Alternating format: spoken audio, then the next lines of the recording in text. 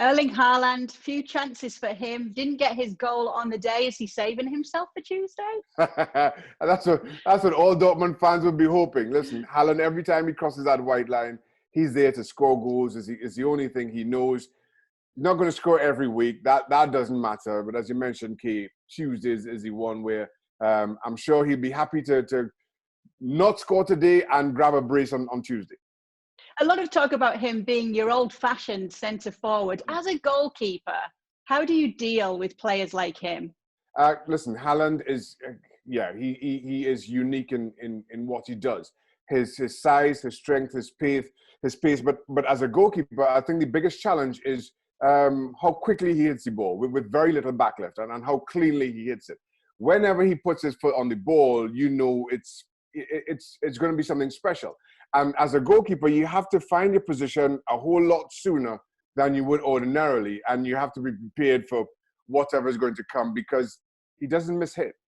Young Kai Havertz, once again, with 2 goals in the game since the restart when Leverkusen took on Gladbach today. There's a lot of talk about this young player's future. Lots of clubs said to be interested. Will he just end up at Bayern anyway, though? That's a big question. And listen, you understand why everybody is interested. You look at his talents. He's going to be 21 next month. So there's a huge upside to it. I think the thing for me is Havertz plays as an out-and-out striker. That's his best position. He floats all around the front three, but he is that point man up front.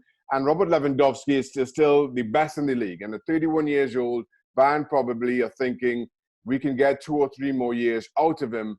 I'm not sure at 31 how many big clubs are going to splash the cash that Robert Lewandowski will demand. So is Havertz willing just to go to Bayern to buy this time for a couple of seasons?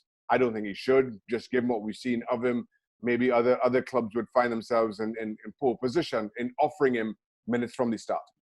At the time of recording, he does have more goals in the calendar year than Robert Lewandowski, though. But we'll see how this season Robert does pan Lewandowski, you're taking Lewandowski all day, every day still. There's a huge upside to Havertz, I admit. But right now, pound for pound, you don't look much further than Lewandowski. Of course, just 20 years old. A lot of talk from him about his progression through the ranks. He was a very small player when he was still about 14, 15, and then he suddenly shot up and had a growth spurt. He's about 6'2" now. Did anything like that happen to you, or did you ever see that with players? Because he said he almost had to deal with how to use his legs again because he was this completely different size and he had to learn almost how to play football again. Are you trying to tell me I missed my calling key? I should have been a striker after my growth spurt, and rather than just stick him in goal because he can't run in a straight line without falling over? Is that where it all went wrong for me, Kay? Listen.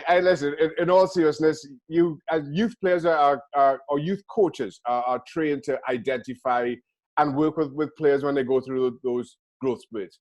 Clearly, Havertz and his coaches or whoever was around him saw it, identified it. It's still a huge onus on the player himself, who's dealt with it well, and he's shown no side effects to that, and fair play to him.